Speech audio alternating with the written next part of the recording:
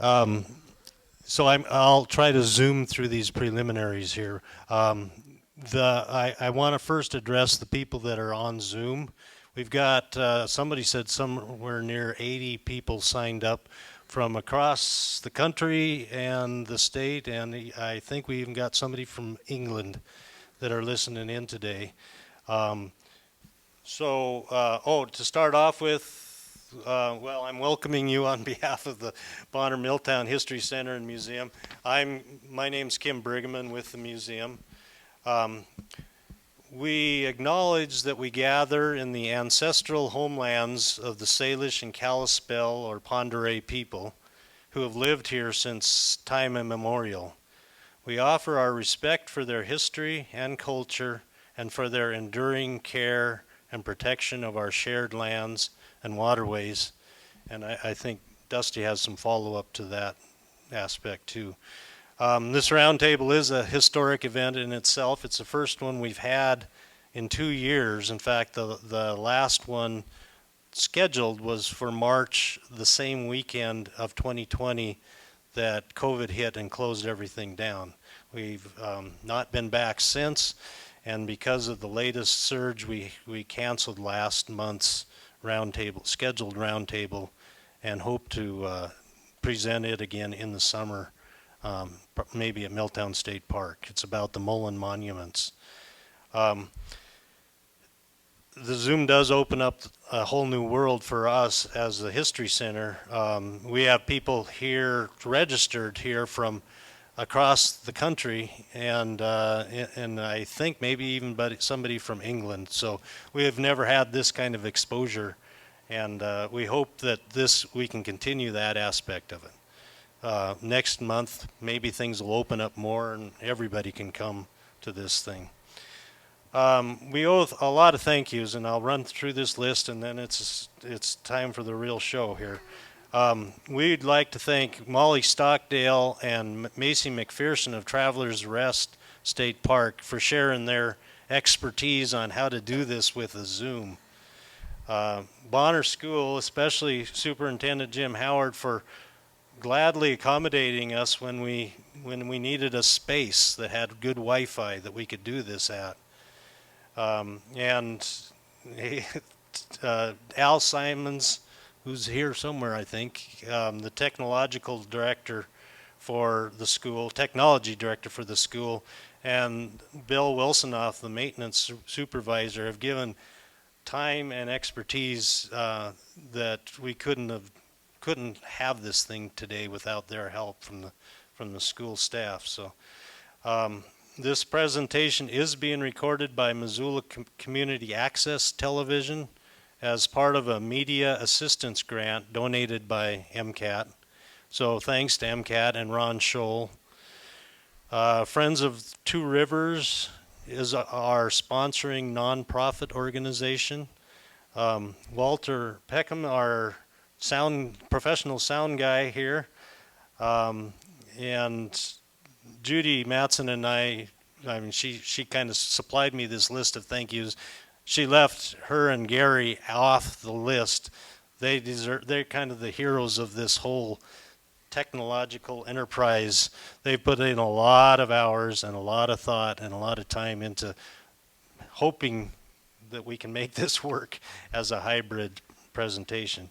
And of course, Dusty and his daughter, Kristen, who helped him and us put together the whole presentation, and I think Dusty will probably acknowledge that too.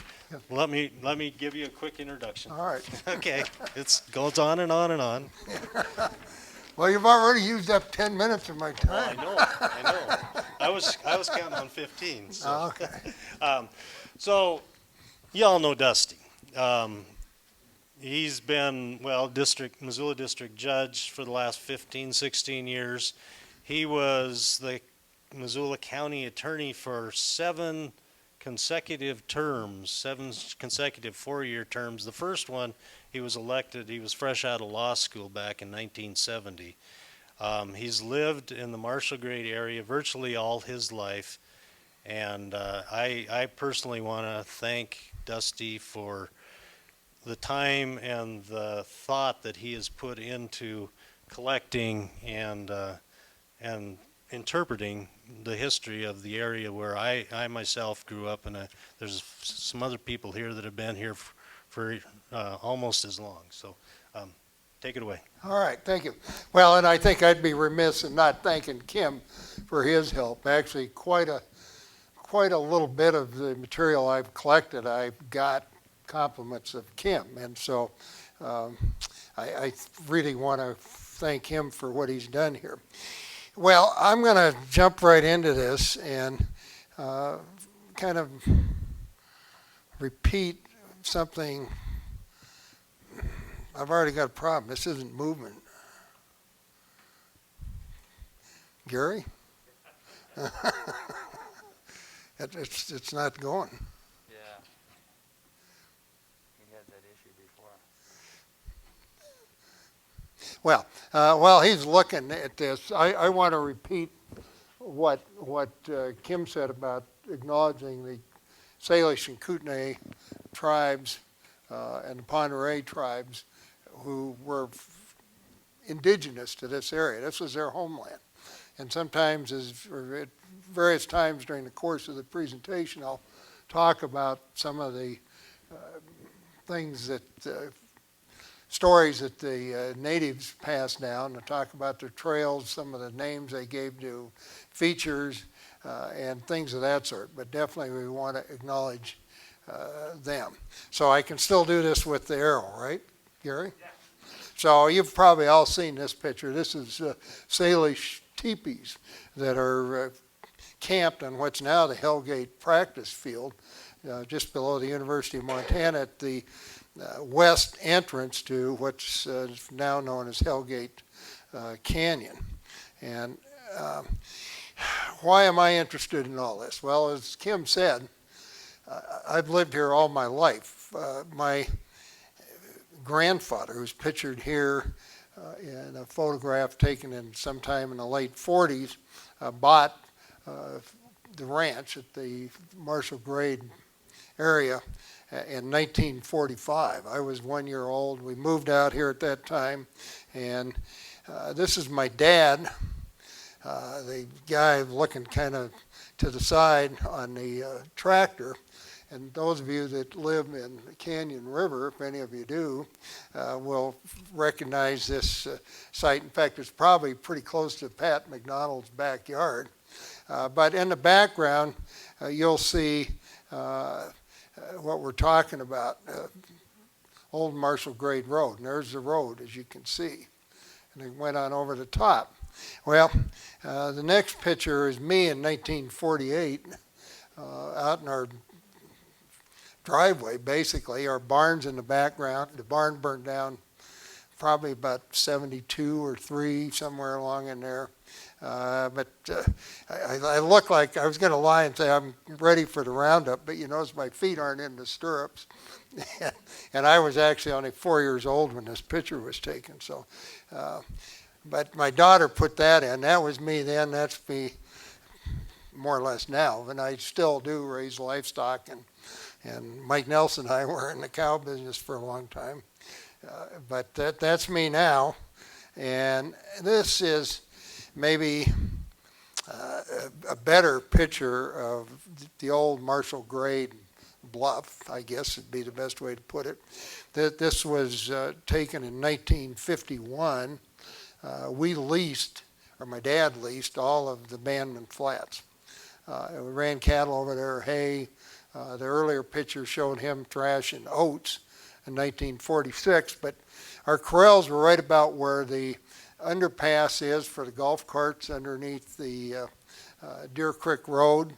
The trees that were there then are still there, but this is branding. The guy right here, that's my dad. I don't know who the other guys were, and I don't know who these people are. And I don't know where I was. I remember I had to keep the fire going for the branding irons, but I presume my mother took the picture. And once more, you'll see the old Marshall Grade Road, which we'll talk about in greater detail as we go. It is right there. Went over the top, and down the other side. The picture that you saw as we started was where it came down the east side towards Marshall Creek. And again, we'll get more of it. But one of the things that's also interesting in this photograph is you'll see the traces of an earlier road right here. And that was a road that was originally built by Mullen in 1860, 61, sometime in that vicinity. There are traces of that road still there. But again, I'll talk about it more as we go. This bluff, as you know, most of you live out here, is prone to sliding off. And a couple of years ago, when they had a lot of groundwater, there was a slide that covered most of the highway for a little bit. I once lost a truck over that, and it came right about down here. Pat McDonald came along, and everybody's looking for the bodies. Well, I wasn't in the truck, thank God, but it was about that high when it hit the bottom. Anyway, some of the things I've looked at in my preparation for this are Dave Alt's book about Glacial Lake Missoula. Dave Alt also wrote a pretty informative book, a series of them actually, about roadside geology in Montana. And I've borrowed from some of Dave's materials in producing this. This is a couple pieces of rock that I took a picture of here, and you'll see it again later. But going back in time, the Rocky Mountains were formed about 50 million years ago. And sometime as they were being formed, there were igneous intrusions. That means volcanic type rock that came up through some of the metamorphic base materials and the sedimentary rock that was over the top of it. And some of this igneous material was quartz, and some of it bore minerals, which you can see, the shiny stuff. The green is kind of a copper sulfite, but this is mostly copper ore. But that igneous intrusion kind of pushed out. Mud Jumbo had made, its core is igneous material, so that's what creates the bump-like form of it. Over time, somewhere between, they say, 35 to 20 million years ago, there was a fault that was created that runs pretty much along Interstate 90, including right through the saddle of Mount Jumbo, which is right in here. And it runs all the way to Drummond and all the way to Coeur d'Alene on the other end. It's called the Coeur d'Alene Fault. And the interesting thing about this fault is everything on the north side of the fault is about 6,500 feet higher than everything on the south side. What this conspired to do was create where the north side was much higher, you would get springs and seeps and things of that sort. So you'll see a lot of springs and seeps along the north side of the valley, whereas on the south side, since it was 6,500 feet lower, there's no springs or seeps. Now there is groundwater, and I'll talk about that in a minute, but it also created some very jumbled terrain.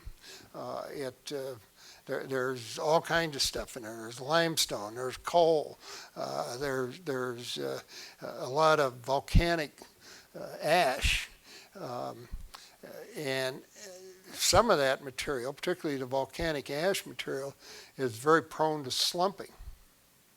And so the house, or the spot where my house sits, is actually on an old slump from Glacial Lake Missoula, when it was full of water, and then when it emptied, all of a sudden all this loose material just slumped down. Another one that most of you'd be familiar with is along here in Hellgate Canyon, about halfway through, kind of across from what's the name of those apartments in there? The what?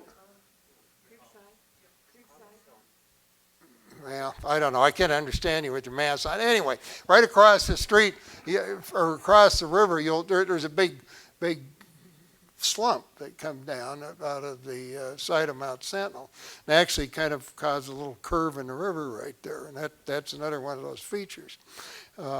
The area, of course, that we're most, I guess I need to stay away from that mouse, is this area right in here. And the river came around. When it hit this area, it bent back and went through the Hellgate Canyon where it is now. This all filled in at various times. The whole river valley did. But for some reason, when the river got to here, it turned south and went through Hellgate Canyon and left most of the sedimentary material that had come down over the millions of years still intact in the saddle of Mount Jumbo. And then, of course, this had an igneous core, and this would be the Blackfoot and what's now the Clark Fork River. As we go along, you're going to find out that there's all kinds of different names that people have given to these rivers over time. In any case, Alt, in his book, said the tightest squeeze on the whole river system was through the Hellgate Canyon area, all the way to the Pacific Ocean. And as you all know, we had the glacial Lake Missoula formed by big continental ice sheets that came down around Sandpoint, Idaho, dammed up the river repeatedly. And then eventually the ice dam would break, and all of this would drain out pretty much in a matter of minutes, creating tremendous floods that went all the way to the Pacific by Portland. But as you can see, the tightest squeeze was right in here. Mount Jumbo, some of the earliest floods was just all but the very top of Mount Jumbo was underwater. So there was a tremendous amount of water coming down through this area. Of course, it scattered out when it got into the Missoula Valley. But this swale, the low spot of Mount Jumbo, was another escape route, at least for the higher waters. And so when the water came over the top of this, it kind of carved out a basin as it came over the top on the other side of where it flowed. And those of you that have ever been up there know that there's a pothole on top of Mount Jumbo. It was created by that rushing water digging out a hole there. Another example that all of you would probably be familiar with is at the Bison Range. When you're coming over the hill towards St. Ignatius, there's some potholes in that little spot. Same thing. Coming over the top, dug them out, and they're still there. Well, over time, the natives, and there probably were some natives around even during the ice ages, and I've always wondered when these huge floods occurred all the way to across Washington and Oregon and to the Pacific, it must have been startling if anybody that survived or saw the aftermath. It must have been pretty memorable. And there have been similar kinds of occurrences in places in Eurasia. I've always kind of wondered if maybe some of the legends that many worldwide religions have of a great flood, Noah's flood, could have been based on people having legends about the aftermath of some of these tremendous floods that occurred when these ice dams broke. In any case, if you were heading on foot, as they did until about 1700 when horses arrived, rather than going around this way, an easier way to go would be just coming down the valley and going right through this low spot, particularly since you had to go up over the Marshall Grade and you're halfway up the mountain already. When you got to about this point, just keep on going. And there's kind of a swale off across the the valley to the west, on the west side of the Rattlesnake. And they just kept going, and again, we'll see some more of that later. Anyway, the Salish named Mount Jumbo this word, and I don't know how to pronounce it, but it looks like Sin Min Ku, meaning obstacle or thing in the way. And you can see this humped form that was created by the igneous intrusion into the core of it. And you can see what I was talking about, this low spot on the swale, the saddle of Mount Jumbo. If it came on out the other side, it continues off this way to the west of the Rattlesnake. And that was a much shorter route for the Indians than going all the way around this mountain to head west. Plus, it avoided some of the issues that came over the years, particularly after the white settlers on the East Coast started pushing what were upper Midwest tribes west in front of the Europeans. So the Sioux and the Crow, which we think of as being Western tribes, actually in the 1600s were in Wisconsin and Minnesota, that area. And they were forced by the white pressure coming from the east onto the plains. And this ran headlong into the tribes that were already in this area, namely the Blackfeet east of the mountain, the Salish, the Kootenai, the Shoshone, and in the inland areas. The Salish tribes, as we know them now, are actually just the eastern extension of a much larger Salish-speaking group of people that went clear up into British Columbia, all the way to the coast in Washington and northern Oregon. So tribes like the Spokane and other tribes over in that area all speak Salish. They're all the same linguistic group. Well, things changed about 1700 when white men's horses became available to the Indians, mostly Spanish horses out of the Southwest. And it made life for the Indians remarkably easier, because all of a sudden, instead of carrying everything on their back, or maybe with a travois with a dog, they could haul tremendous amounts of stuff using horses. And it was a lot easier to go east of the mountains to hunt buffalo or west of the mountains to fish for salmon than it was when you had to do all this by foot or with dogs. Plus, it was easier to ford rivers. And so there became more and more travel through this area, but there also was increased warfare because of all of this pressure coming from the east. It also involved firearms, because the Blackfeet had firearms from Canada before the Salish did, and made them highly feared by the Salish. So all the more reason to avoid this narrow canyon, and I'll give you a couple stories about that in a minute, but to stay on the high ground, on the foothills, where you could see and not have to deal with brush, but also maybe have enough visibility so you could avoid being ambushed by Blackfeet lurking in these valleys. This, of course, led to the first white explorers through this area, Lewis and Clark. And as you know, Lewis and Clark came on the way west up the Bitterroot and turned west at Lolo, up over Lolo Pass in September. They ran into a blizzard in September and just about didn't make it over the pass. Coming back, they got to the west side of Lolo Pass in mid-June.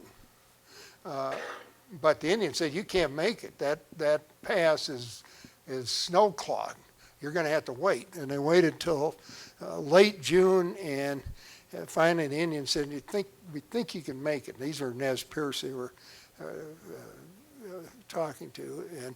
But even so, going over Lolo Pass in late June, there were times on snow that was 10 feet deep. When you think about climate change, I mean, just that dramatic change in a little over 200 years is pretty astounding to me. They've split up, of course, at Traveler's Rest. Clark went south, kind of retraced his steps, and then eventually went down the Yellowstone. Lewis went this way, and as you heard from a speaker we had last fall, went up to Blackfoot, and what they spent 2 months wandering around all over southwest Montana trying to figure out how to get to basically away over the Bitterroot Mountains. The Indians told them, well, you can go up to Blackfoot and it's 6 days. And Lewis did and found that shortcut that the Indians had known about all along. There were a lot of people, missionaries, fur trappers. The railroads had a lot of surveyors looking through the northern Rockies for a good railroad route to the west. And so Stevens, who was the governor of the Washington Territory, did the treaty at Council Grove in 1855, was involved in that, as was John Mullen, the individual who established the Mullens Road. So those guys were all around here in the early 1850s, and there may be some materials that I don't have that discuss the Marshall Grade area in some of their journals. But one of the maps I have out in the hall is the road that Mullen eventually built. But before Mullen built his road, this was no easy way to travel. And as I showed you, I found this book. It was written in sometime in the mid-1850s. And it has a description of various routes that one could take from the East Coast, or from the Mississippi anyway, heading west to get to various places like California, Oregon, and so forth. Right at the end of this book is a description of the northern route. And I'm going to read a little bit of it. This was before the Mullens Road existed. All there were at this time were basically trails. And Marcy's description of this northwest trail, I'm going to start when he crosses the divide of from what's now Mullen Pass at Lewis, coming from Helena area this way. And he crosses the top. These are set out in increments. Like the first one is 14.75 miles, which is probably about all you could do in a day traveling at that time. And he describes the road coming down into the Little Blackfoot River. It says, the road crosses the summit of the Rocky Mountains, a good road for wagons with many camping places. The next 17.5 miles continues on down the Little Blackfoot. The road good, descending along the river, and near the camp, a large fork comes in. And I believe he's referring to what we now refer to as the Clark Fork River at Garrison. But he continues to call it the Little Blackfoot all the way to Missoula, or what's now Missoula. The next segment's 28.5 miles, still on the Little Blackfoot River. It says, good road, which follows the broad, open valley for 14 miles, good camps. And I'm sure he's talking about the broad valley from Garrison to probably Bearmouth or so. The next 19.5 mile segment says the valley contracts so that the wagons will be forced to take to the bed of the river in some places. The river is fordable and the trail crosses it 5 times during the day. Now, I believe he's talking about the area from about here, 20 miles east. And in those days, you had to keep fording the river as it braided through the area around Clinton and all the way up to near here. The next segment's 22.5 miles, and it says 16 miles from the last camp, the Blackfoot and Hellgate Rivers enter, meaning right over here. And about 1 mile of this distance is impassable for wagons. They would have to cross the river, which is fordable. Good camps. Now, in looking this over, I believe that when he's saying it's impassable for wagons, he's talking about going over Old Marshall Grade, what we now have, because there isn't any other place that would be impassable. And the Blackfoot, this is after the Blackfoot, which he said was fordable.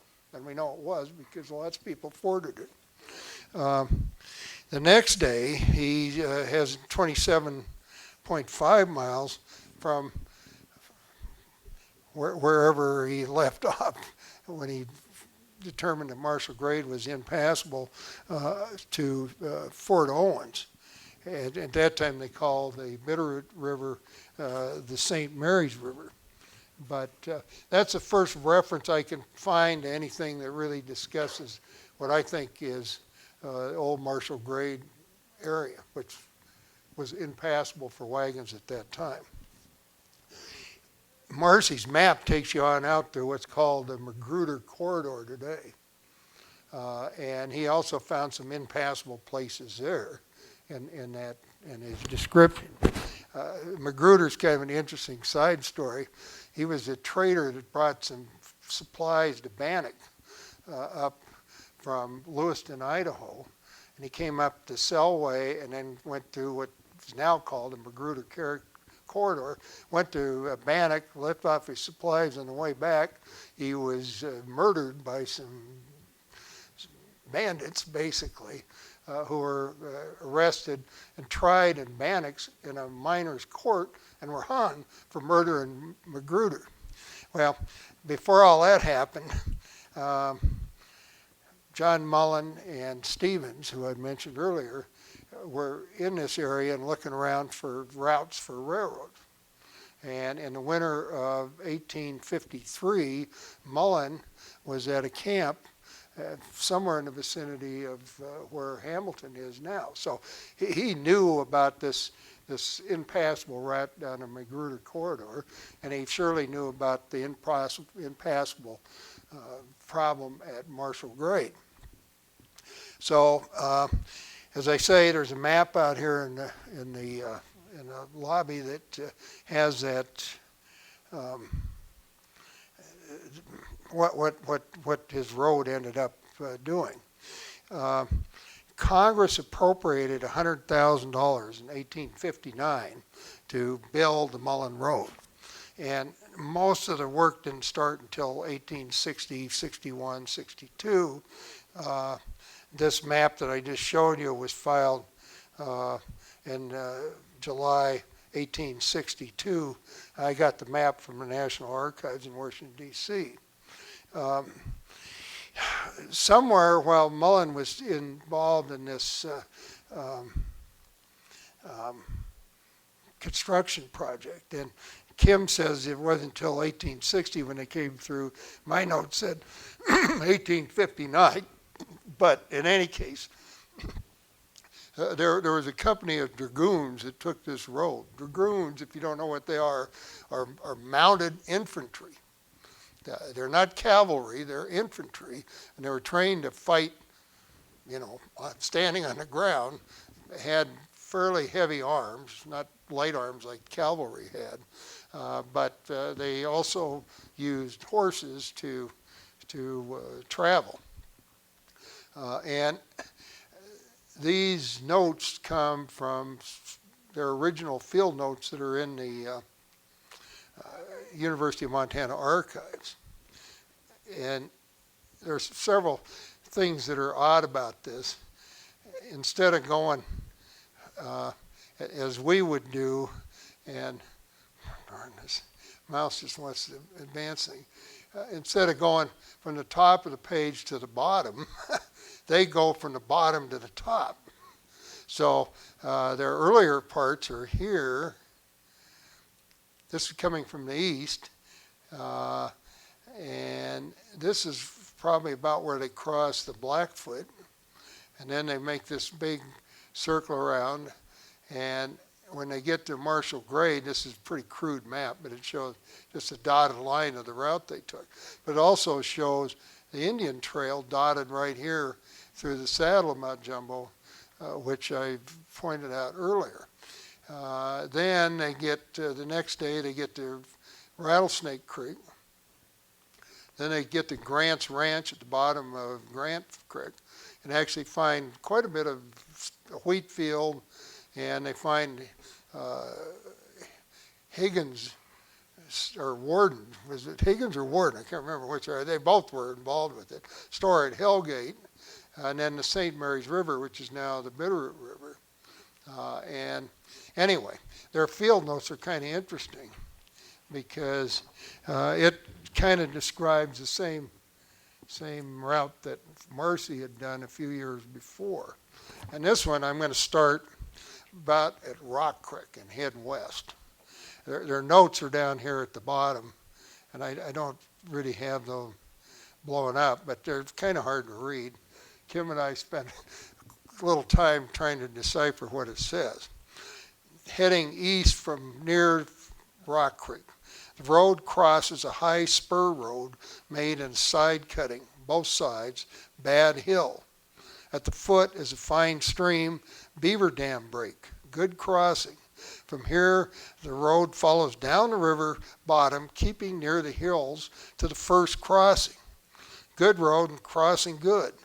Good road then to the crossing of the South Fork, which I believe is what we now call Rock Creek. The crossing is tortuous and not very good. This is a large stream and apparently at times overflows its banks on the whole bottom side, which is low. The entire road today, with the exception of the first 2 miles, has been through pine timber. The second crossing of the river is by several branches, crossing good but long and tortured. Third crossing, the same. 2 rivulets were crossed between the second and third crossing of the river. Camp in the timber near crossing, grass is fair. The next day they get to the Blackfoot. A little more than 1 mile from camp, the road crosses the river, a deep ford. The road passes mostly on the gradually sloping benches at the foot of the mountains through a heavy growth of yellow pines. Good road to the crossing of the Big Blackfoot. Ford near its mouth, good crossing. From Big Blackfoot, road passes over an open plateau to a small creek, Marshall Creek, which empties over a high bluff. Road passes up the creek to a good crossing, then down descending the bluff by road and very side-cutting, very steep hill. Then follows the course of the river very nearly to the camp a little beyond what is called the Gate Pour Inferior, or which is the gates of hell, Hellgate.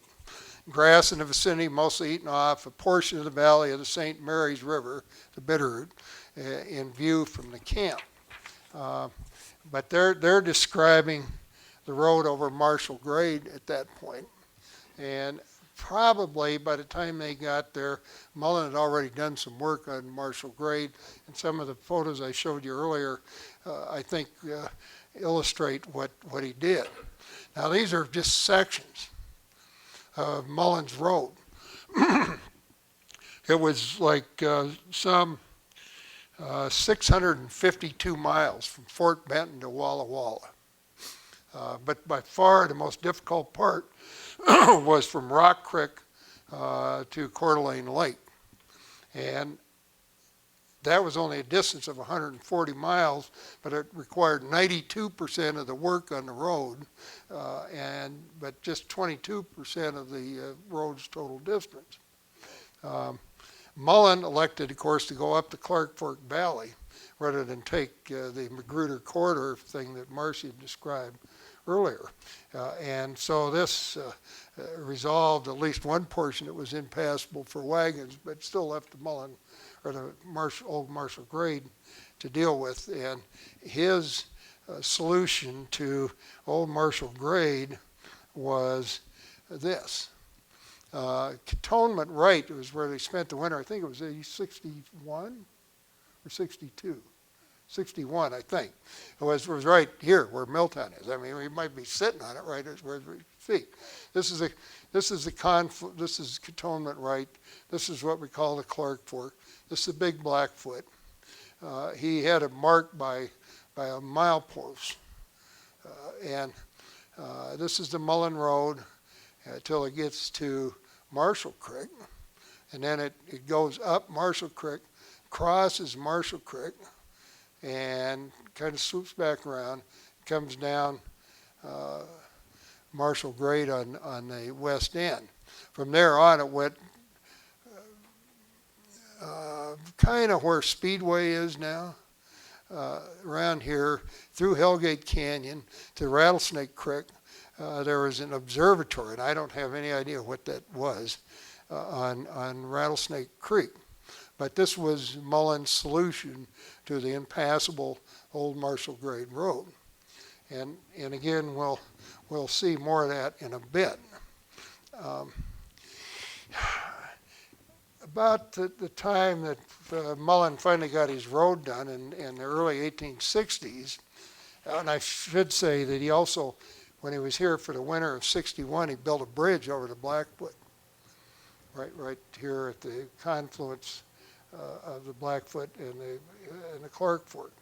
So to avoid all these river crossings that the Dragoons talked about, that Marcy talked about, east of here towards Clinton, Mullen built what's now called the 3 Mile Road, which is still there, although it's not open to the public.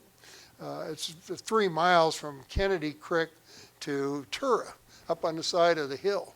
And that's how they avoided all these braided river channels and everything else they have to deal with. Once Mullen, I'm going to go back. Once Mullen completed his road, suddenly it opened up this area for settlement. And it was a lot easier to get in and out because you could drive wagons on this road. And so things started to boom. And in the mid 1860s, a guy by the name of Richard Marshall settled at the west end or southwest end of Old Marshall Grade Road. And he dug a ditch across the side hill from about a mile up Marshall Creek along the side hill, and the water rights on that date to August 1866 on that ditch. Because this property was not surveyed, nobody knew exactly where anything was until a survey was done. So this is a portion of the map of the 1870 U.S. government survey that was the first survey to figure out where things are. And there's a larger copy of this on a table out in the hall. I don't have Old Marshall Grade Road on it, and I thought I had something with it, but I couldn't find it. Anyway, it's coming in on the Mullens Road, which had that loop up Marshall Canyon and then back down. This fence is noted by the 1870 survey. That's what's now Edgewood Drive. And over here on this other end, you'll see all these fences. Here's Ingram, Woodman, Grant is up in there. Here's Patty. Well, he's off there, but Patty's down here. Here's Missoula Mills. Here's a Higgins had a fence. Well, none of these fences are on the section lines. because when these guys settled, built these fences, they didn't know where the section lines were. So every time the government surveyors came through, if they crossed a fence, they would note it. And that's how the configuration of the land at the bottom of Marshall Grade, why it looks like it is, because that was where the fence was built before the survey was done. Interestingly, the U.S.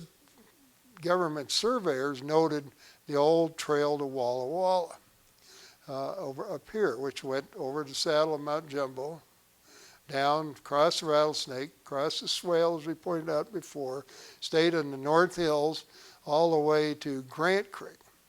And if you look at the map out in the hall up here in this corner, it continues on, and it shows a road to the Jocko, just a little above this, which was really probably a continuation of that old trail to Walla Walla, the old Indian trail, the original trail that the natives used to go through here. Yes. One comment on the chat room, that on the previous map, observatory was another name for Rattlesnake Creek. Okay, well. Can you repeat that? Yeah. Somebody called in and said that the map that showed Rattlesnake Creek and an observatory, which I focused on this little dot right here, which I guess probably is a milepost actually. But the commenter said that another name for Rattlesnake Creek was Observatory Creek, which would make sense. It might explain that. I never exactly understood what that meant, but there's our answer. So, but by this point, they also had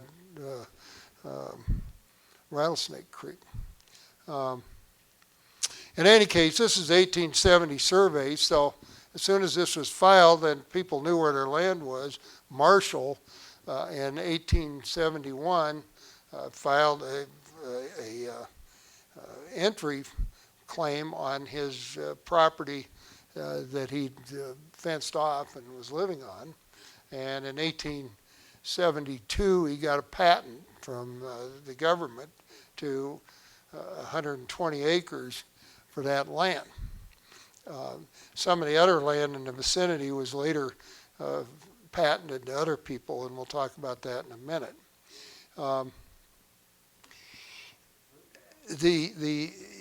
Most of you will recognize this house. It's nowadays called the Cook House. And how that came to be is Marshall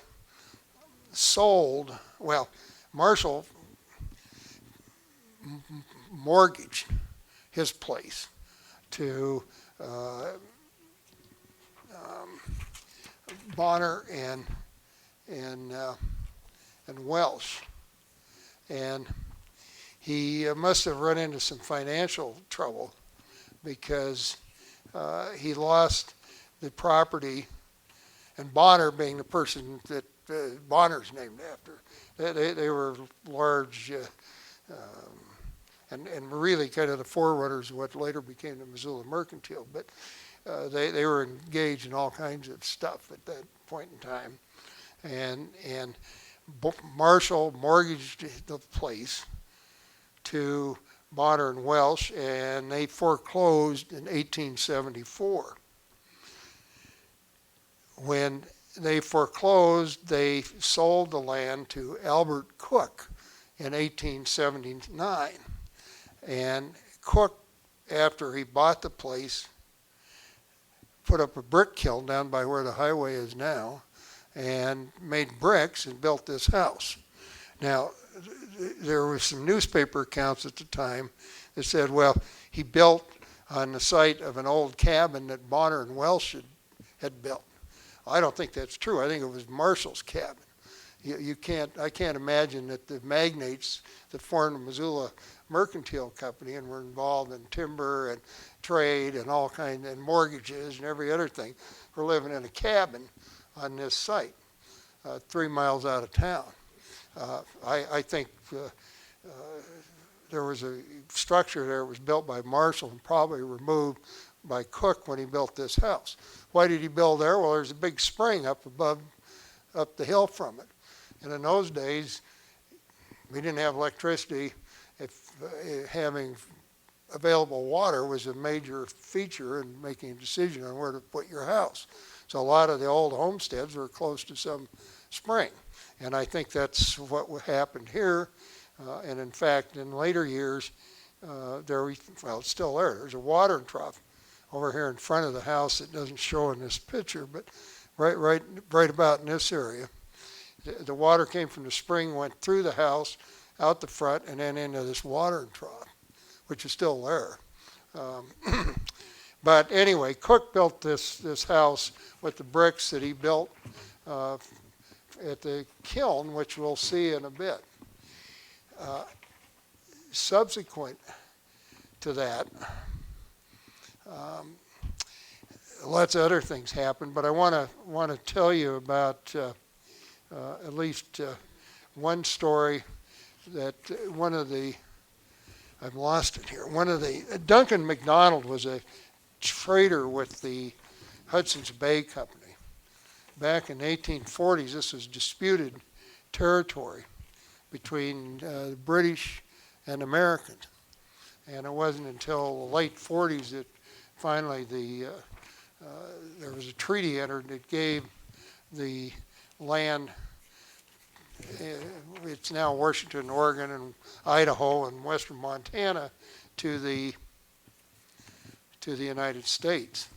But Duncan McKenzie came in, Duncan McDonald came in here. I don't know what I did with it. In the 1840s at Fort Kona, and he married into the Salish tribe. So he had a lot of Salish background and lore. And the name McDonald's still a very respected and widely used name on the Flathead Indian Reservation. And I can't find my note on this. I don't know what I did with it. But in 1899, McDonald gave an interview to the Missoulian.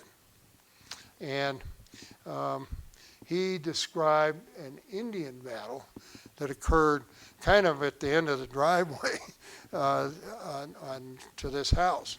He said that there was a grove of pine trees down there. This is before any white settlement area. And there were a bunch of Blackfeet lurking in that grove of pine trees. And they attacked a band of Salish that were going through. A Salish woman was killed, and eventually at the end of the battle, all the Blackfeet were killed, according to McDonald. But he went on to say that there were all kinds of tales about battles that occurred in this area at the base of Hellgate, or Old Marshall Grade. He went on to describe a trip that he took out there when he was there in 1898. He said, "I've just been up the canyon a little way. I had not driven up that way for a long time, and the country has changed greatly since I was last up over the Marshall Grade. I was reminded of my visit to the Marshall Grade of the famous foot race that was run from that as a starting point some 35 years ago by old Victor, the father of Charlo, the present chief of the Bitterroot Flatheads. At that time, Victor was in his prime. You may remember that he died in Stevensville in the early 80s. Victor was a great foot racer, and he was challenged to a contest by one of the runners of his tribe. The event attracted considerable attention among the Indians, and there was a great crowd on hand to witness the race. The start was from the foot of the grade, near where the fine orchard is now growing on the DeLong Ranch. And, that's back behind the house here. Cook later sold the house and the farm to a gentleman by the name of DeLong. The course was down the riverbank where the old trail used to run as far as the Rattlesnake and then up the Rattlesnake to the north end of Mount Jumbo, and from there over the hill to the starting place. It was a great race. The challenger, I've forgotten his name, led all the way down the trail and up the hill. When the river came in sight again at the summit of the hill that flanks Jumbo, Victor made a dash and passed his rival. From that time on, he was never headed. There was a crowd of Indians at the top of the hill that had assembled to witness the last of the race, and their cries added to the excitement of the race. Victor took encouragement at something, and his leaps down the hill and across the valley to the finish were wonderful. He won by a good margin, and his superiority was no longer questioned.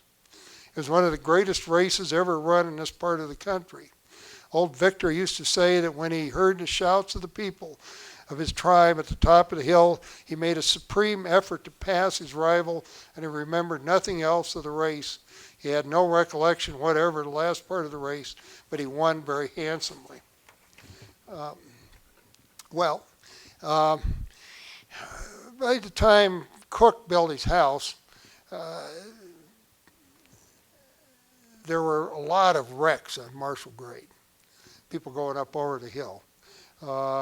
And sometime in the, lots of newspaper articles about wagon wrecks and other things that happened, but the county commissioners were approached to try to do something about this by reducing the grade on the hill.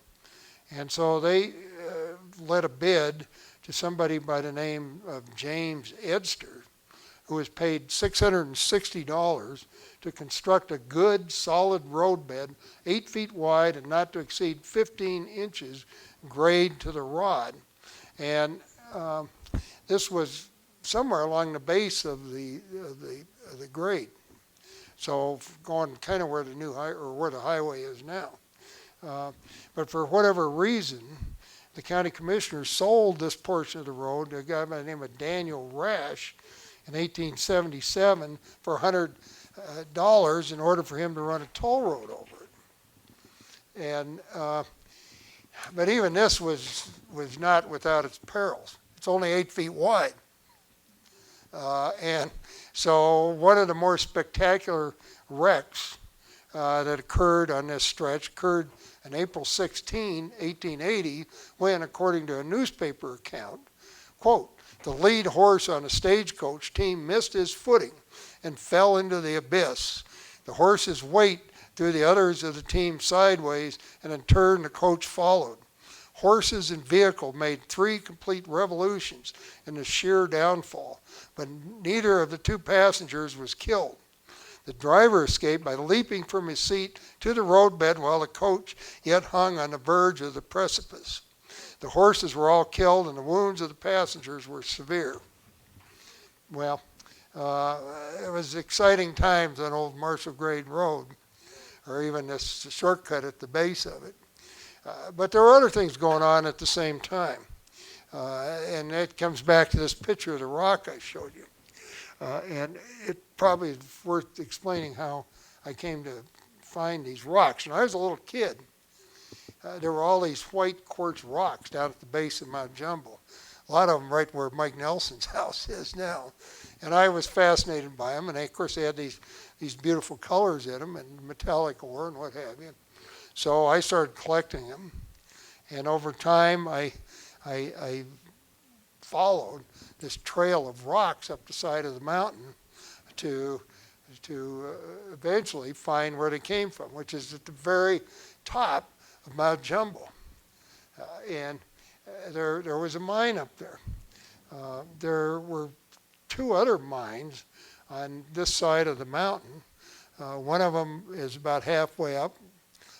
It's a spring there. They put a pipe in the mine shaft and water came out, and so the spring's still there. And one at the very bottom, and land now owned by Al Beluski. And their water still comes out of that too. That's what we used for water troughs when I was a kid. There was also a lime kiln on the west side of the saddle of Mount Jumbo, and I think at least one more of these quartz mines on the west side as well. So the 1883 Missoulian reported that some men found a ledge of silver and copper 14 feet wide on a bald mountain east of Missoula, just behind the old Marshall Ranch, 2.5 miles from town. The claim the men filed called the mine the Missoula Chief. And then a year later, some more claims were filed. They called them the Jumbo and Fairview claims. And by 1885, the Jumbo Mining Company had 4 locations on the mountain with a 200-foot tunnel producing ore assayed at $45 a ton for gold and $6 silver per ton. There was a blacksmith shop and an arresta working the ore on the dump. And this, of course, is some of the ore that came out of that. And this is my fireplace in my house, because all those rocks that I collected when I was a kid ended up being used to make my fireplace. And you can see, if you get up close, you can't see it in this picture, but there's bits of ore here and there, and you see a little bit of the copper sulfide. So it was never much of a payday for the miners, but at least I was able to put the rock to good use.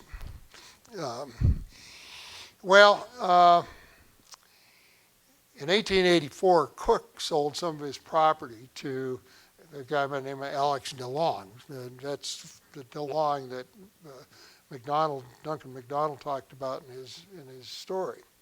The DeLong family purchased the toll road at the base of Marshall Grade, and then he sold a portion of his property back to Bonner, from Bonner and Wells fame. By this time, Welsh had been replaced, and he had new business associates named Richard Eddy, Andrew Hammond, and Charles McLeod. And these gentlemen incorporated the Missoula Mercantile Company in 1885. Now, there was lots of relationships between the Missoula Mercantile and the railroad, and frankly, the what eventually became the ACM in Butte.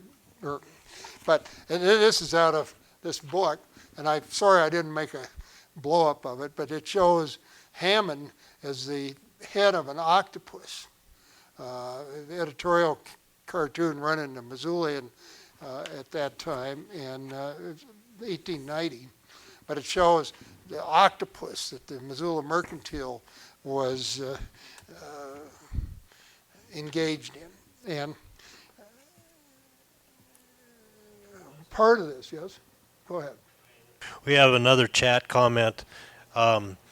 There's an outcropping of pink quartzite near Bonner, identified by geologists as Bonner quartzite.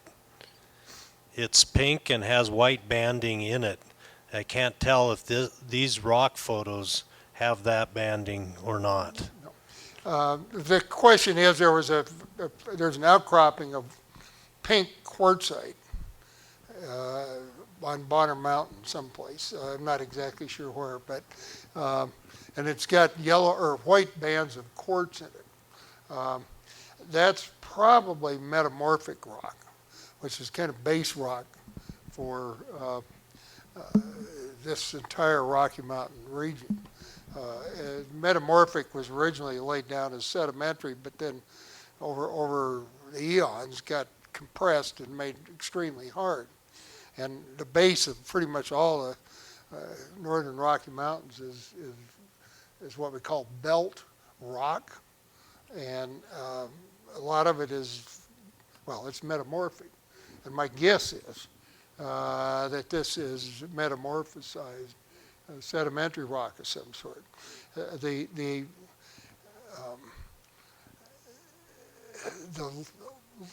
ore-bearing lodes were all associated with igneous rock, which generally is, you think of lava or whatever, but in places basalt, in places where there was a lot of interaction with some of the metamorphic rocks, mineral formed and quartz.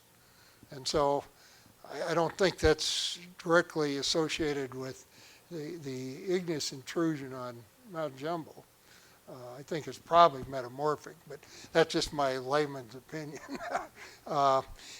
There is a lot of metamorphic pink-colored rock around if you look for it. In any case, back to the Missoula Mercantile Empire. The Hammond and Bonner had acquired contracts with the Northern Pacific Railroad, which came into Missoula in 1883. They acquired contracts to supply ties and timbers for the railroad from Miles City all the way to Walla Walla, 925 miles of railroad ties and timbers. Hammond and Bonner acquired this contract. They also acquired contracts to supply timbers for the mines in Butte. And of course that was kind of the infancy of the Bonner Mill and things that we see here. But because they were also associated with the Missoula Mercantile, and for some reason they bought this property from dAlene in 1884, you wonder if that had something to do with what was going on with the railroad. Now, the next slide shows what happened next. This slide's taken from the crest of Old Marshall Grade. And originally, the railroad ran over here, and it crossed the river just about here, and then picked up about where those corrals were that I showed you early on in it, and followed the path of Deer Creek Road around the corner, and then made another S-curve across the river. I want to say, kind of in front of the chateau. That railroad grade is still there right now. If you go down Tamarack Drive and look to the west, you'll see it. But anyway, that's where they built the railroad to begin with in 1883. In the late 1880s, they decided to do away with that line, and they instead went around this way and under Marshall Grade. Several things happened with this. When they went under Marshall Grade, they did away with that 8-foot wide road that the county had put in a few years before, and they sold the 2 bridges on the railroad going to Bandmann Flats to Daniel Bandmann, who at that point was the owner of Bandmann Flats. Bandmann ran them as toll bridges. So travelers, once the railroad went in this location in 1889, had 2 choices.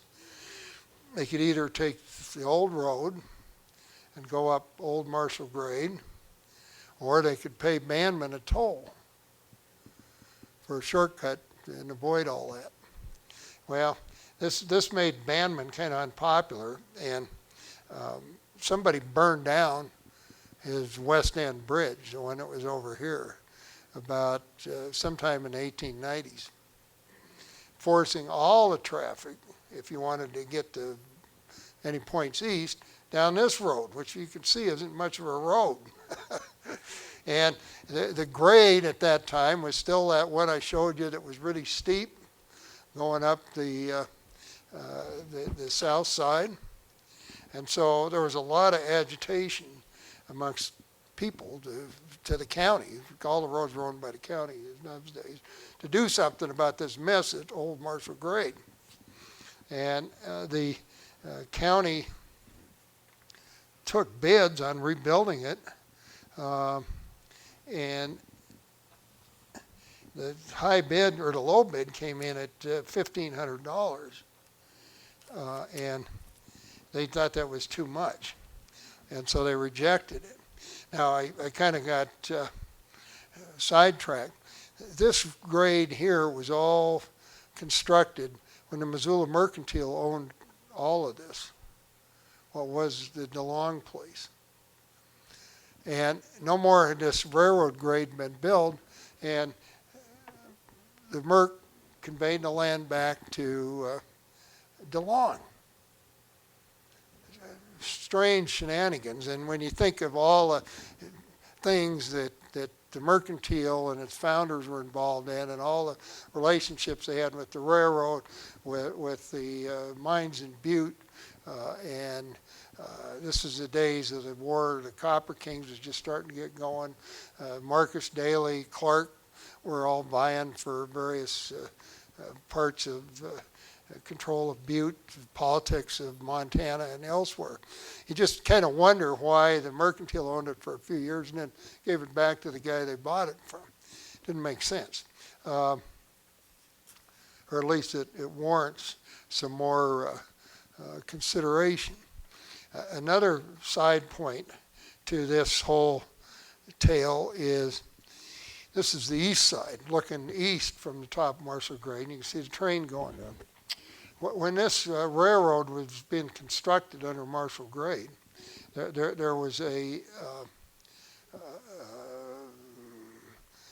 camp or small town for the workers.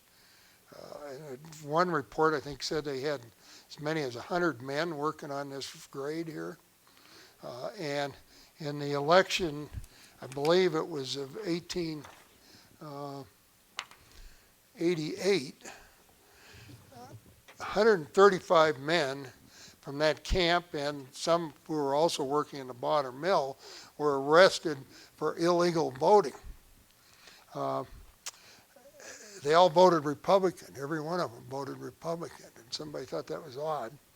And Marcus Daly was involved with, I always get this wrong, I think Marcus Daly was a Republican, Clark was a Democrat. But for whatever reason, these guys all voted Republican.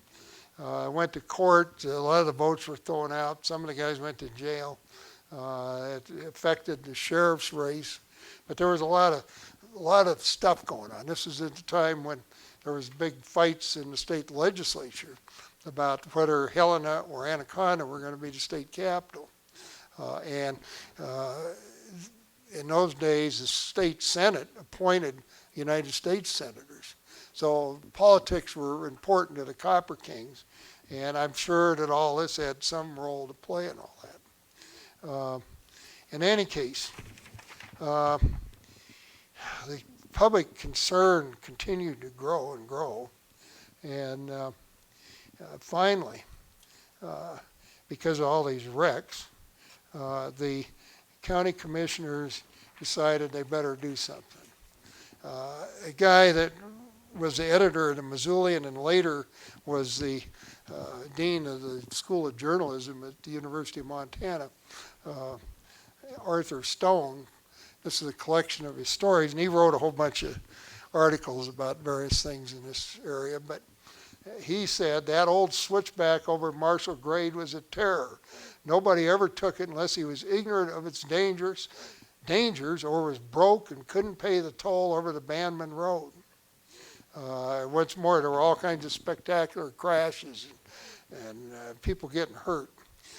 And so finally, the Board of County Commissioners in 1899 awarded a bid to rebuild the grade. And instead of going up that steep road that I showed you earlier, they built the new one, which is pretty much in the location where the existing road is now, up over the grade. And this shows the south end of it. And there's some other interesting things here. You can see the railroad grade. You can see fences down here, and of course now are big cottonwood trees were just saplings in those days. All of this is now all timbered with cottonwood. But anyway, that was that side of it. And the postcard that we have here that you saw to begin with from 1906, 1907. Actually, if you look down in the corner, it's from the Missoula Drug Company. And the person who wrote this card wrote on the back, he said, "This is another view of the Marshall Grade Stage Road between Bonner and Miss Zula." She puts in parentheses. I happen, this came from Kim. I actually have another one of the same, a different person, but the same postcard.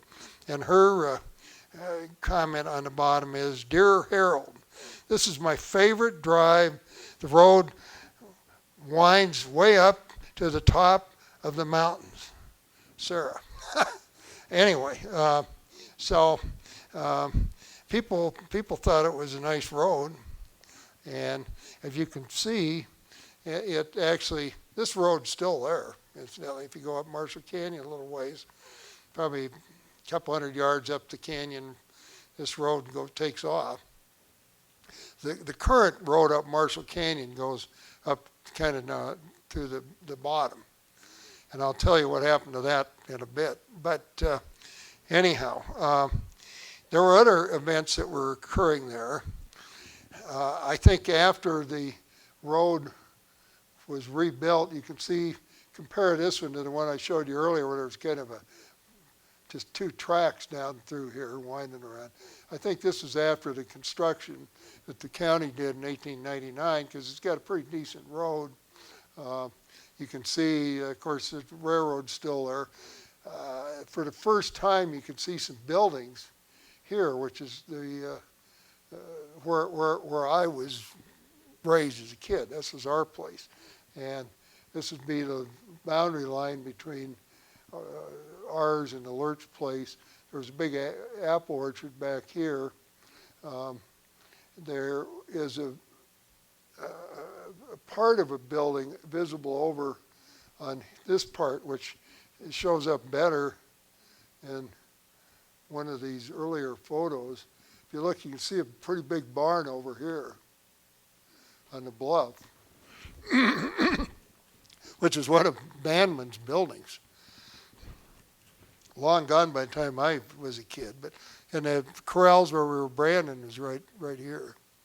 A couple other things that are interesting about this is, Mike, you'll be interested in this. Here's a grade up over the road to get down to this side, which is your historical access.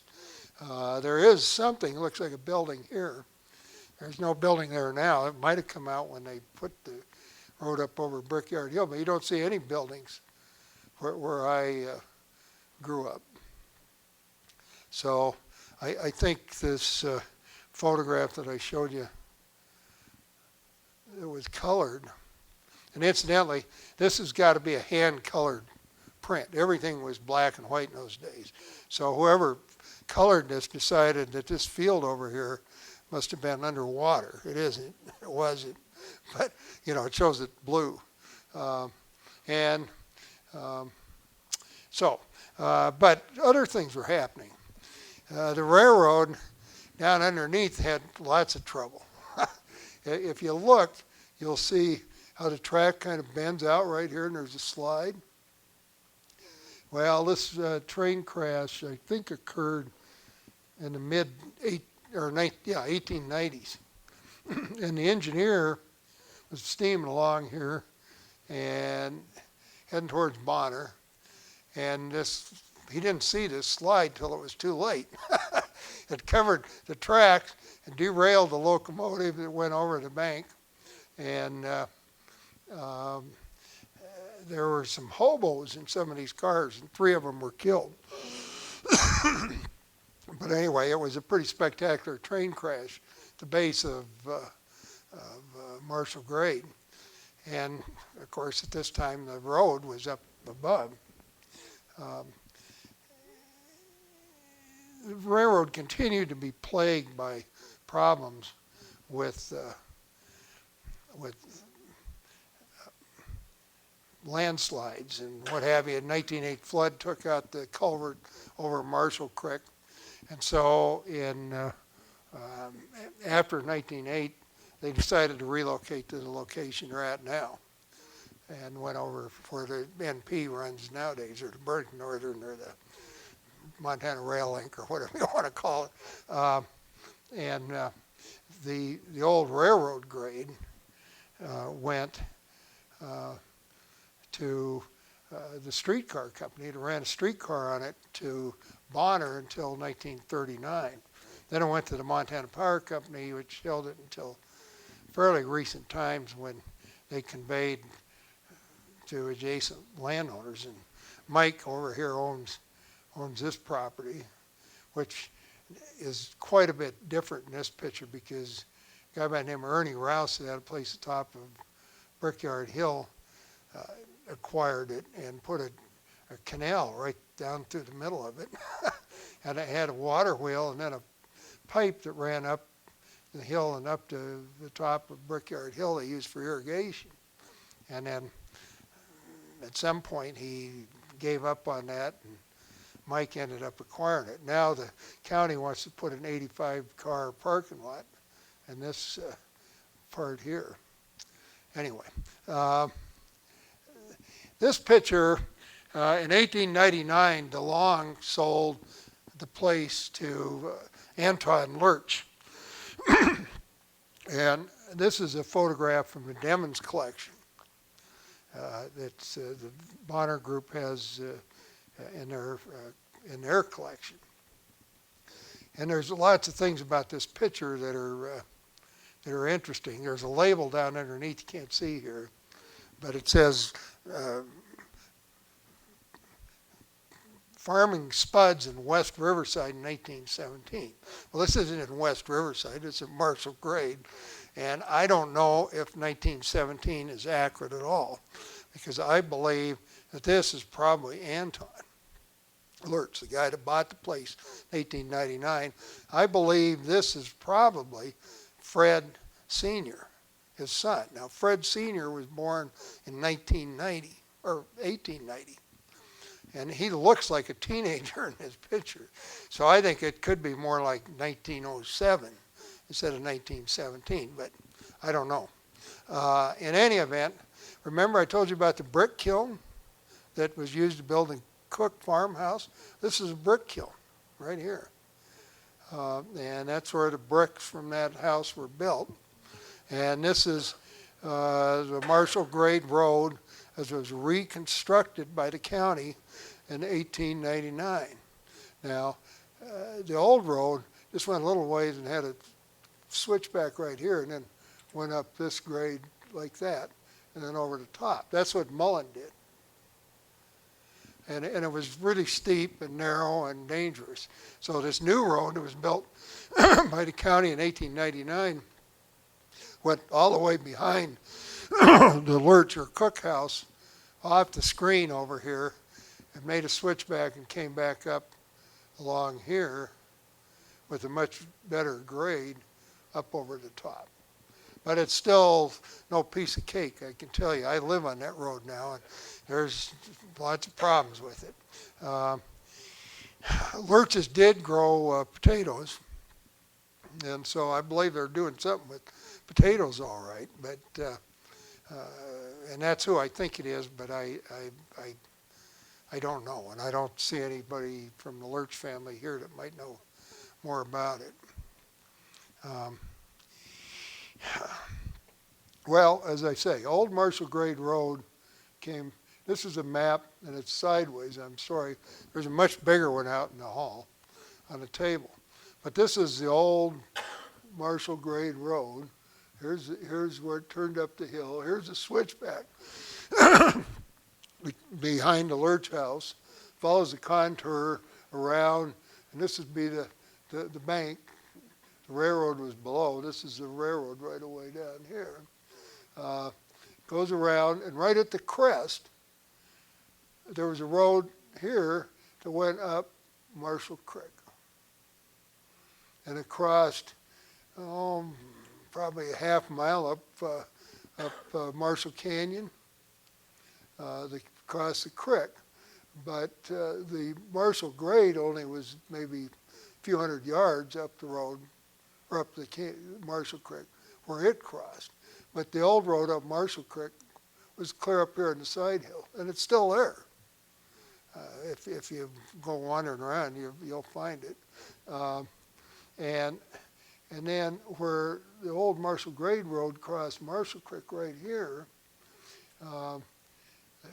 it went around through kind of the backyard of where Kim Brigham's childhood house was, connected with what's now called McDowell Drive, came out and hit the what's now Highway 200 down at the bottom of McDowell Drive. But in 1924, the county was fixing to do something about the road up Marshall Creek, which was narrow and crossed the creek 2 or 3 times and what have you. And they also were planning on doing something with the road, the main road to east. And there's a large map of this out in the hall. It showed all the ownerships of everything from Milltown to East Missoula. And you might want to take a look at it, but there's just a blow up of a little piece of it. But this was a survey done in 1925 by the county surveyor. Shows the old road up Marshall Grade. Shows Lurch owned the property there. This is the old road up Marshall Creek. This shows where the Marshall Grade Road crossed Marshall Creek and then snaked around the side of the hill there and came out down McDowell Drive. And it's a very interesting map because it shows all the ownerships in this area, including Lurch.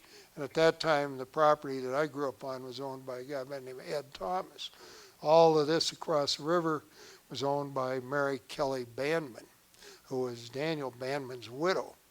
She lost the property to the Jacobs family, the First National Bank, I think during the Depression. And so it was owned by the Jacobs family until the developers of Canyon River acquired it a few years ago. Well, not too much after that, of course, the county did build the road down underneath the grade where it exists now. And in 1930, this old Marshall Grade Road was abandoned, at least this portion of it. So it's no longer a public road. And the Marshall Creek Road, I think, continued from off here, and I'm not exactly clear when they built the part that went down this way to the highway, when that happened. It was after 1925 for sure. Kind of the last step in this whole process was the road up Brickyard Hill, which was built in the late 20s. Prior to that, the main road went up Speedway through East Missoula, and the county, by this point the state was involved in it, condemned a right-of-way up the where the road is now, up Brickyard Hill. Now, I mentioned in my remarks earlier about Brickyard Hill, which was, if we go back a few, the Brickyard was back over in this area. Of course, the highway now, Brickyard Hill is over here, but the reason they called it was Brickyard Hill is because of this brickyard over here that was off Speedway.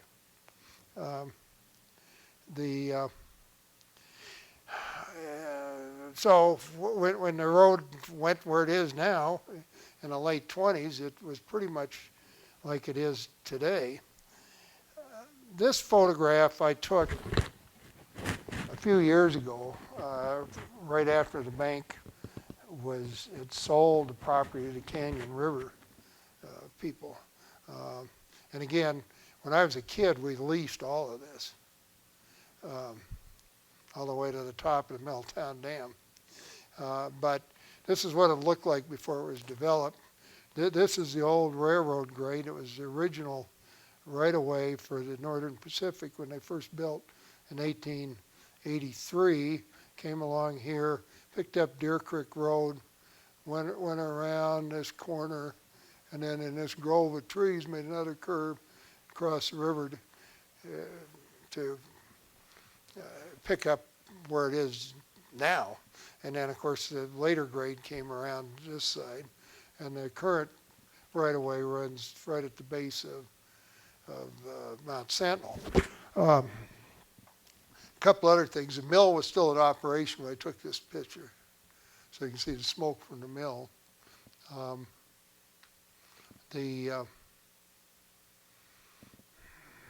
It's just an interesting photo. It seems like there was one other thing about it I thought was interesting as well. But and one other thing that which may have contributed to Mary Kelly Bandmann losing the place was in the 1890s or before there was an irrigation ditch.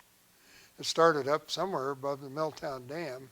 Oh, I guess the other thing is the Milltown Dam was still there when this was taken. But it came around like this and right through here, and then this is the road here. But behind it's this grove of trees. There was a canal that went right along there, and went along here, out this way, and then through Hellgate Canyon, all the way to the university and maybe beyond. And I think when either Clark built his dam at Milltown or when the Milwaukee came through, or maybe both, they eradicated the diversion works for that canal. So all of a sudden, what once was irrigable farmland became high and dry, and was not near as productive as it was when there was irrigation out of that ditch. That might have contributed to Mary Kelly Bandmann's difficulties. When we had it, my dad had a pump in the river up here, and we sprinkled all of this bottom. And then later, Earl Prine had it, and he had a pump right in here and irrigated it as well. Anyway, I want to thank Gary, Judy, Kim, Miney. I want to thank all of you. And at this point, I'm ready for more questions if anybody has any.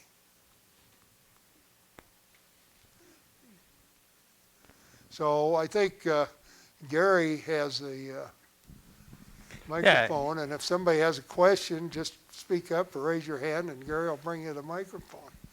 Did you have any more chats? No. Okay. But I will if we do. Okay, nobody's got any questions? So I knew that this would have been the first thing I've been to that Kenny didn't have a question, so I'm glad you do. I was going to ask you, did the bricks out of that old Brickyard Hill, was that the ones they used to pave all of the streets in No. Missoula with? The question was, did the bricks off Brickyard Hill, were they used to pave the streets in Missoula? And the answer is no. And the only reason I know something about all that is because in the 60s I worked for the university as a laborer when I was going to school. And that's when they took out those bricks downtown Missoula, and they were hard as a rock. I mean, they were like a piece of steel. And what they did is they took them all out, and then they took them down where McCormick Park is now, dumped them out, and then somebody with a road grader came and put them in the windrows.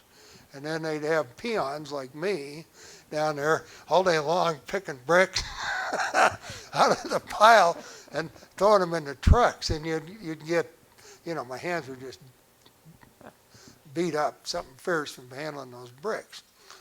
But they were really hard.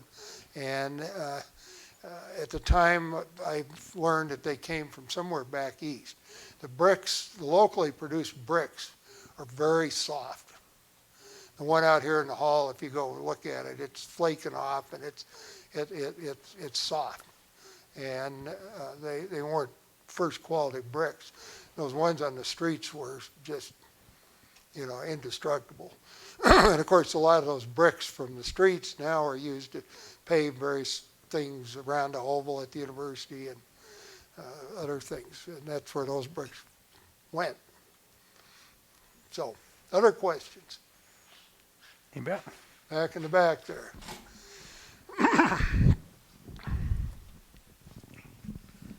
I lived out on Ola Drive, and when we had our house built in the 80s, the excavators were wondering where all the rocks were at, because there's no rocks down there. And I heard that there was a mudslide eons ago from up by your place down in the flats there. Is that true, or? Well, I'm having a little, I couldn't exactly understand something about a mudslide in the 80s. There was a big mudslide. No, I mean before that. Oh, where my house is, sure. Well, Because we live on Ola Drive down in the bottom. okay, well, all right. His question is, you live down at the bottom of the hill. Yeah. There were a couple of different events. The one I alluded to early in my remarks was, and he's asking about slides on Mount Jumbo.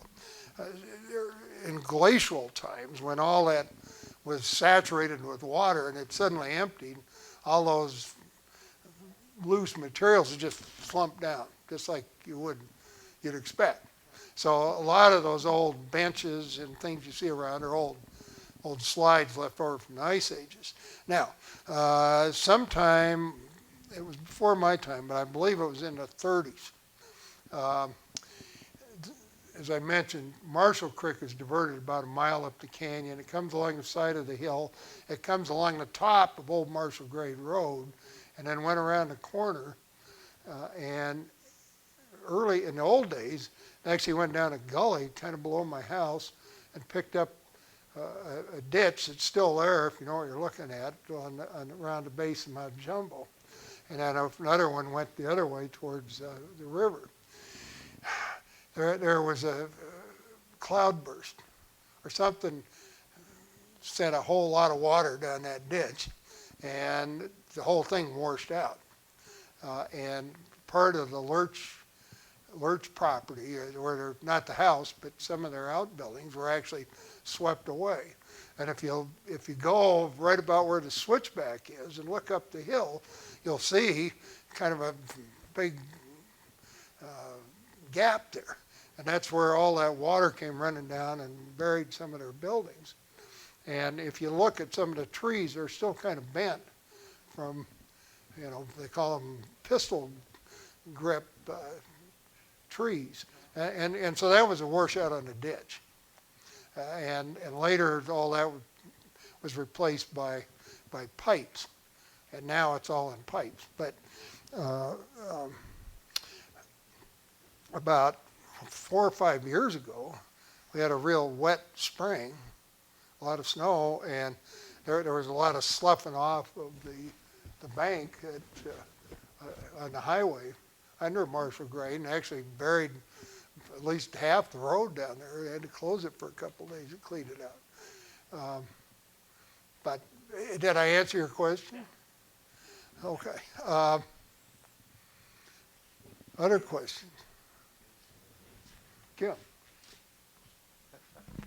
We've got some chat questions. All right. One of the questions comes from Tim Brown. I've already lost it here. Is that like Dr. Brown's son? It is, and in fact, I should have mentioned this earlier, that the Zoom crowd isn't going to hear this, but we have Tim Brown's latest book for sale out here. He's donated the Life of Andy to the proceeds to the History Center, and we appreciate that. I think they're on sale out there on the table, and it's his book is set in the Bonner and Missoula area, and it's really interesting. But he asks,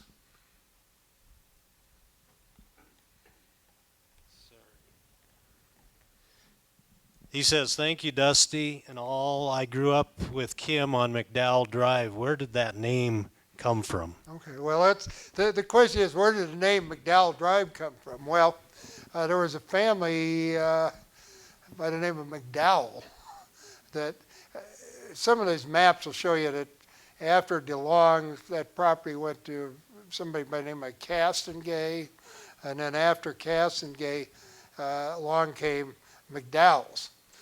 Mac and what was her name? Mitzi McDowell. How can I forget?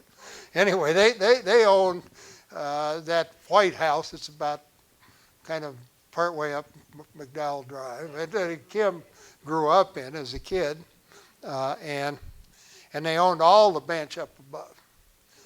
And at some point, probably in the 50s, they decided to develop some of that. And so most of the houses, including yours, including Brown's and a bunch of other people up on that bench, that's where that came from. And the McDowell Drive, when they developed it, it was named after the people that owned the land, McDowell's. And they sold to, I think, the Brighamans, probably in the 50s. And I don't know where they ever went or what happened to them, but did they? Okay. Aggie Nielsen knows that information. I might have, but I'd forgotten it. She said they went to Big Fork. Yeah, I heard it. Yeah, they went to Big Fork. You went to Swan first before Big Fork. They're cousins. Ah, okay. And the guy in the back of the room is Randy Moy, and we could talk about Upper Marshall Creek where the Moys and wasn't it an Olson? Developed the upper reaches of Marshall Creek, and that's quite a story in and of itself. But I kind of left all that out because we don't have time to talk about it all. Here's another comment from Colleen Coulter. She says, thank you, Dusty. We are watching and listening from the North Georgia mountains. Colleen and Fred, Shane O'Berry parents. Okay. Well, somebody just said thank you, and the people that sent that are the ones that bought what was originally put in as a Price Construction office building and then the shop behind it. They bought that about a year ago, and I've met them, nice people. And their son, or her son, is actually living there, and he's renting it out, and I think he's got 4 different rental units there. So I thought he might be here today, but anyway, that's who those folks are. And thank you for your nice comments.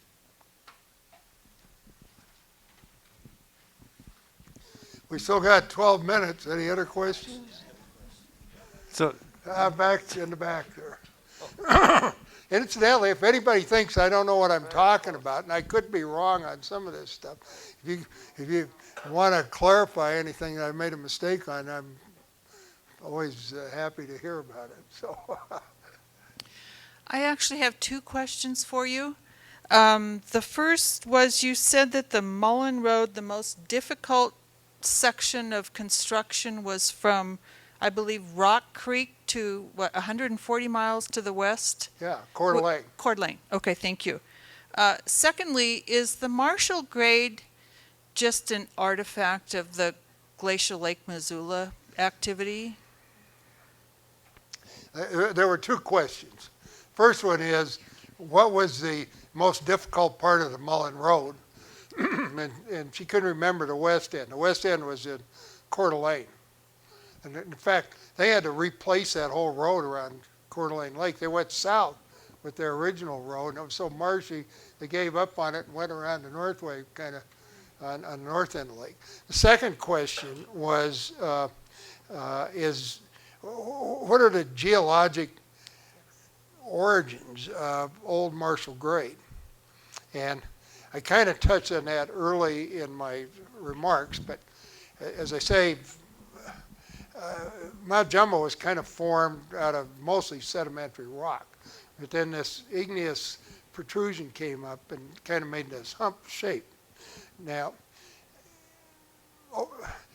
about 35 million years ago, during a couple of wet periods, the river was more or less where, the rivers were more or less where they are now, but there was a lot of sediment coming down. And it filled up a lot of these valleys, fairly full with sediment.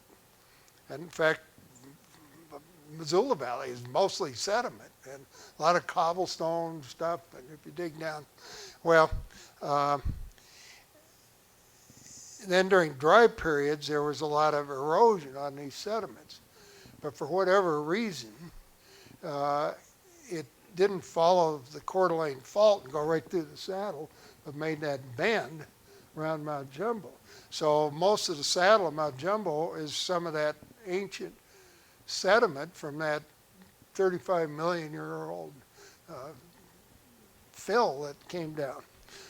And so that's, there's just a lot of or cobblestones and clay and jumble of stuff.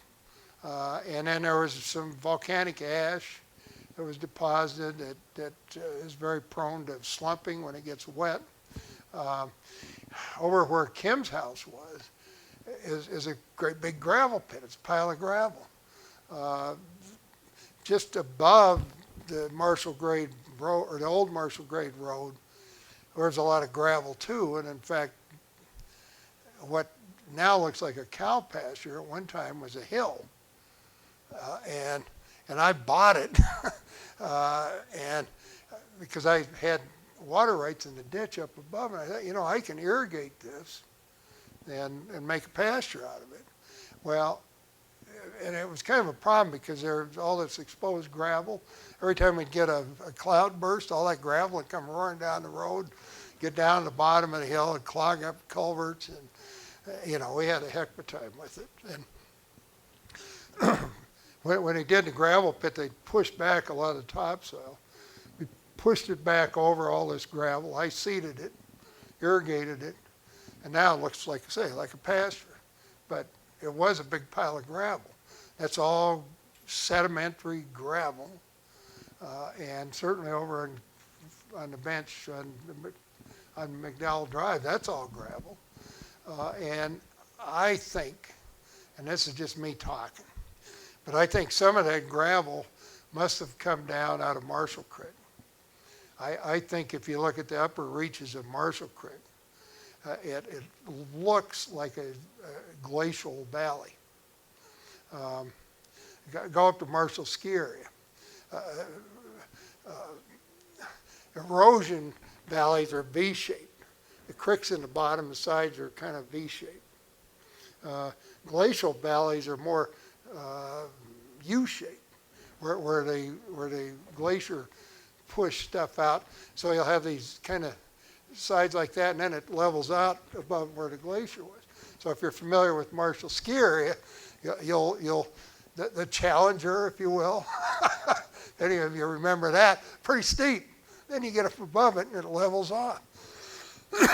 So I think there was some glacial activity at times in Marshall Creek, and I think a lot of that gravel that ended up down at the base of Marshall Canyon came from that gravel. Now some of it was probably also hauled down by rivers and deposited there in kind of an eddy, you know, as it went around the corner. The clay on Brickyard Hill, the clay on the clay hills out west of town, clay that you see up by north of Arlee or further north on the Flathead River when it comes out of Flathead Lake, is all what they call glacial flour. It's ground up rock that the glaciers push, you know, down in front of them. And then of course if there were slack water or something like that, some of that would get deposited. And so I think Brickyard Hill, the Clay Hills, and some of these other features are slack water during the glacial Lake Missoula time. And some of that gravel at the bottom of Marshall Canyon could be from a similar event, but I kind of favor something pushing, a glacier pushing a bunch of stuff down, and maybe some erosion ran the smaller rocks down the hill as well. That's what I think, but I'm an amateur geologist, so I could be totally wrong. Other questions? It's on, okay. This comes from Jim Greil, another neighbor.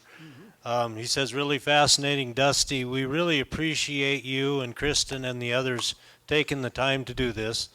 I'm curious why your family stopped your involvement with the large-scale Bandmann lease and cattle ops in the area, and your thoughts on the productivity and how fertile the land below Marshall Well, Grade is. I've only got about 5 minutes, but I'll give you the Repeat the I'll question. give you what happened. This is from Jim Greil, and he wants to know why we gave up the lease on the Bandmann Flats and how productive that ground was. Well, my little brother, who was born in 1950, was killed in a haying accident, farming accident, over there in 1961. And if any of you have been, you remember the Felton twins? Well, my little brother and the Felton twins were in the back of a pickup, just about where that, there used to be a, oops, I got too far. There used to be a road coming up about where those, skipping over it, about where the, where this building is. There was a road coming right up the hill here. And we were haying this area down here. And my little brother and the Felton boys were in the back. And when going up this hill, my little brother fell out. And he hit his head. And he got a hematoma. And today they would have saved him without a problem. But in those days, all you could do is just watch his head swell, and he died after about a week. And it was horribly traumatic for my dad. I mean, really, really traumatic. And not very much after that, Earl Prine came along and offered the bank $600 a year to lease the place. I remember very well dinner table conversation. My dad said, it isn't worth it. Let him have it. And I think most of it had to do with my little brother getting killed. And so he gave it up, and Earl Prine took it till it got sold for $600 a year. Now, as far as the productivity goes, it was actually pretty productive ground. There were parts that weren't so productive, but you know, certainly all this bottom land that was irrigated had deep, rich topsoil, and you had water. Same with everything over on this side. If you had water, it produced like crazy. The higher ground was more clay and places rock, but you know, overall it was a fairly productive piece of property. How about the other side, the land below Marshall Grade? You mean over on the west side? Yes. I think Same that's thing. what I mean, all of this, this was obviously once a big meandering river. And in fact, the old timers say that there used to be a kind of a cattails and stuff growing down where the highway goes now. And the water table's pretty high. You know, if you get really high water, you can get groundwater on the surface in the low spots in there. But you know, in places you can dig 20, 30 feet, not hit a rock. And it was pretty productive ground. We have 2 minutes. If nobody else has a question, I have one last one, a personal question. You are Robert L. Deschamps III. That's correct. Could you describe first how you got to be Dusty and how that lineage goes? Well, that's quite a tale. You'll all enjoy this. Go ahead and repeat it. My grandfather was Robert L. Deschamps, and he named his son, my dad, Robert L. Deschamps Jr. I'm going the wrong way here. This guy, and my dad was quite a cowboy type.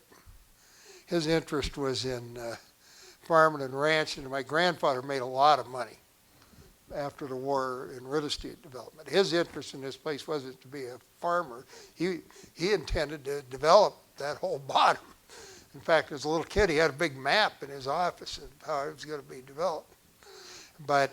And I don't know exactly how it all happened, but it ended up in my dad's name, who was an only child. Probably had something to do with it. But my dad probably, he went through a lot of money chasing cows around. And good thing he was an only child, and my grandfather had a lot to keep feeding his interests. But anyway, I was Robert L. Deschamps III, and my dad said, well, we can't have 3 Bobs running around, so let's call him Dusty. And when I was a kid, we had the stoic drug company Country Western Roundup time. It played at 8:15 in the morning, and so you'd be getting ready for school, and the Country Western, or maybe it was 7:30, I don't know, it was in the morning. Country Western Roundup time playing, and their opening song was from the Sons of the Pioneers. I'm gonna ride my pony over the prairie out on the open range, dusty and weary, herding them cattle out on the open range, and on it went. So I always thought I was named after this song, you know. But my son is Robert IV. He goes by Bob, although in retrospect, we should have called him Rob, R-O-B, instead of Bob. And my grandson, Dylan, is Robert V, but he goes by Dylan. And he's asked me, should I name my son Robert VI? I said, well, it's up to you. But anyway, that's where it all came from. All right, thank you, Dusty. I appreciate it. It's